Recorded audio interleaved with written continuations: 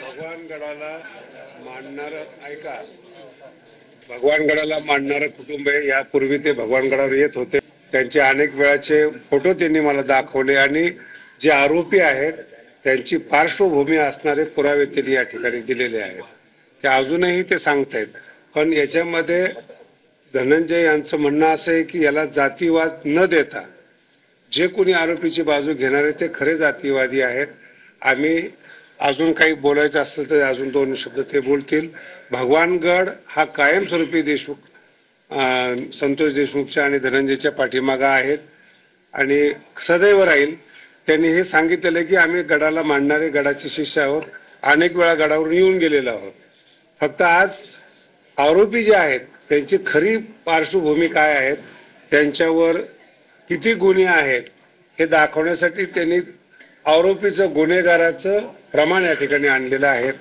आणि संतोष अण्णांनी किती चांगलं काम केलेलं आहे, त्यांच्या ग्रामपंचायतला किती पुरस्कार आहेत त्यांचं त्यांनी सर्टिफिकेट या ठिकाणी आणलेलं आहे. भगवानगड हा त्यांच्या पाठीमागा आहे. ते मूळचे बाबाचेच आहेत हे मला आज कळालेलं आहे. बाबाला मानणार आहेत आणि त्यांची जी जमीन आहे ते 3 पिढ्यापासून वंजारी कुटुंब करते. म्हणून जातीवाद न करता खऱ्या आरोपीला शिक्षा व्हावी हे या भगवानगडाच्या गादीवर माझं सांगणं आहे. याच्या अतिरिक्त जे काही आहे आम्ही बसून बोलू आणि त्यांना 2 घास खाऊ घालू, भगवान बाबाचा प्रसाद खाऊ घालू, जेणेकरून त्यांच्या आत्म्याला शांती मिळेल, मुलीला शांती मिळेल. तोपर्यंत आपण सगळ्यांनी लांब राहावं एवढंच माझं म्हणणं आहे. जर काही विचलता धनंजय या ठिकाणी त्यांना बोलू द्या.